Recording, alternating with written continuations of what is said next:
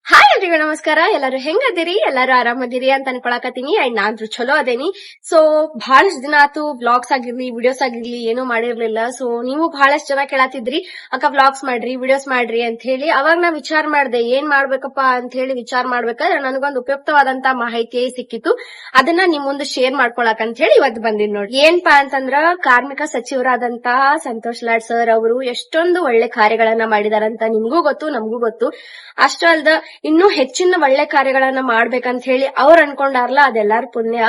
ಏನಪ್ಪಾ ಅಂತಂದ್ರ ಈಗ ಒಂದ್ ಊರಿಂದ ಇನ್ನೊಂದ್ ಊರಿಗೆ ವಲಸೆ ಹೋಗುವಂತವ್ರಾಗಿರ್ಲಿ ಅಥವಾ ಕೆಲ್ಸಕ್ ಹೋಗುವಂತವ್ರಾಗಿರ್ಲಿ ಅವರಿಗಾಗಿ ಕಾರ್ಮಿಕರಿಗೋಸ್ಕರ ಒಂದ್ ಒಳ್ಳೆ ಸುದ್ದಿಯನ್ನ ತಗೊಂಡ್ ಬಂದಾರು. ಆ ಗುಡ್ ನ್ಯೂಸ್ ಏನಪ್ಪಾ ಅಂತಂದ್ರ ಶ್ರಮಿಕರ ತಾತ್ಕಾಲಿಕ ವಸತಿ ಸಮುಚ್ಚಯಗಳನ್ನ ನಿರ್ಮಾಣ ಮಾಡಲಾಗುತ್ತಿದೆ. ಈಗಾಗಲೇ ಬೆಂಗಳೂರು ಗ್ರಾಮಾಂತರ ಜಿಲ್ಲೆಯ ಒಬ್ಬದೇನಹಳ್ಳಿ ಕೈಗಾರಿಕಾ ಪ್ರದೇಶ, ಬೆಳಗಾವಿ ಬಿಕೆ ಕಂಗ್ರಾಳಿ ಪ್ರದೇಶ ಹಾಗೂ ಶಿವಮೊಗ್ಗ ಜಿಲ್ಲೆಯ ದೇವಕ್ಯಾತಿಕೊಪ್ಪ ಹಾಗೂ ಚಾಮರಾಜನಗರ ಜಿಲ್ಲೆಯ ಬದನ್ಗುಪ್ಪೆ ಕೆರಂಬಳ್ಳಿ ಕೈಗಾರಿಕಾ ಪ್ರದೇಶ ಹಾಗೂ ಕಲಬುರಗಿಯಲ್ಲಿ ನಿರ್ಮಿಸಲಾದ ಶ್ರಮಿಕರ ತಾತ್ಕಾಲಿಕ ವಸತಿ ಸಮುಚ್ಚಯಗಳನ್ನ ಈಗಾಗಲೇ ಲೋಕಾರ್ಪಣೆಯನ್ನ ಮಾಡಲಾಗಿದೆ. ಇನ್ನ ಇದ್ರ ವಿಶೇಷತೆ ಏನಪ್ಪಾ ಅಂತಂದ್ರ ಕಾರ್ಮಿಕರಿಗೆ ಸುರಕ್ಷತೆ ಮತ್ತು ಭದ್ರತೆಯನ್ನ ನೀಡ್ತೈತಿ. ಅಷ್ಟೇ ಅಲ್ದ ಕಾರ್ಮಿಕರ ಆರೋಗ್ಯ ಕಾಪಾಡಲು ನೆರವಾಗ್ತೈತಿ ನೋಡ್ರಿ. ತಾತ್ಕಾಲಿಕ ವಸತಿ ಸಮುಚ್ಚಯಗಳಲ್ಲಿ ನೀರು, ವಿದ್ಯುತ್, ನಮಗೆ ಬೇಕಾಗಿರುವಂತಹ ಮೂಲಭೂತ ಸೌಕರ್ಯ ಹಾಗೂ ಸೌಲಭ್ಯಗಳು ಕೂಡ ಅಲ್ಲಿರುತ್ತವೆ. ಇನ್ನ ಕಾರ್ಮಿಕರು ಹೆಚ್ಚಿನ ಹಣ ಕೊಟ್ಟು ಬಾಡಿಗೆ ಮನೆಯೊಳಗೆ ಇರುವುದಾಗ್ಲಿ, ಆಮೇಲೆ ಶೆಡ್ಗಳಂತಹ ಅಪಾಯಕಾರಿ ಸ್ಥಳೊಳಗಿರುವುದಾಗ್ಲಿ ಅದನ್ನೆಲ್ಲ ತಪ್ಪಿಸ್ತೈತಿ ನೋಡ್ರಿ. ಇನ್ನ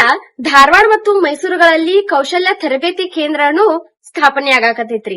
ಈಗ ಕಟ್ಟಡ ಕಾರ್ಮಿಕರ ಮಕ್ಕಳು ಇರ್ತಾರು, ಅವರು ಕೌಶಲ್ಯ ತರಬೇತಿಯಿಂದ ವಂಚಿತರಾಗಬಾರ್ದಂತ ಹೇಳಿ ಕೌಶಲ್ಯ ಅಭಿವೃದ್ಧಿ ಹಾಗೂ ಉದ್ಯೋಗ ಪಡೆಯಲು ಅನುಕೂಲ ಆಗ್ಬೇಕಂತ ಹೇಳಿ ಈ ಕೇಂದ್ರವನ್ನ ಆರಂಭಿಸಲಾಗುತ್ತಿದೆ. ಇದರ ವಿಶೇಷತೆ ಏನಪ್ಪಾ ಅಂತಂದ್ರ ನೋಂದಾಯಿತ ಕಟ್ಟಡ ಕಾರ್ಮಿಕ ಅವಲಂಬಿತರು ಈ ತರಬೇತಿಯನ್ನ ಪಡೆಯಬಹುದಾಗಿದೆ. ಪ್ರತಿಯೊಂದು ಕೇಂದ್ರಗಳಲ್ಲಿ electrical, welding, plumbing, graphic design, auto machine, building, warehouse, vertical transport installation, business analysis, cyber security, marketing ಮತ್ತು ಸಂವಹನ, ಕೌಶಲ್ಯ ಉನ್ನತೀಕರಣ ಮುಂತಾದ ತರಬೇತಿಗಳನ್ನ ನೀಡಲಾಗುವುದು.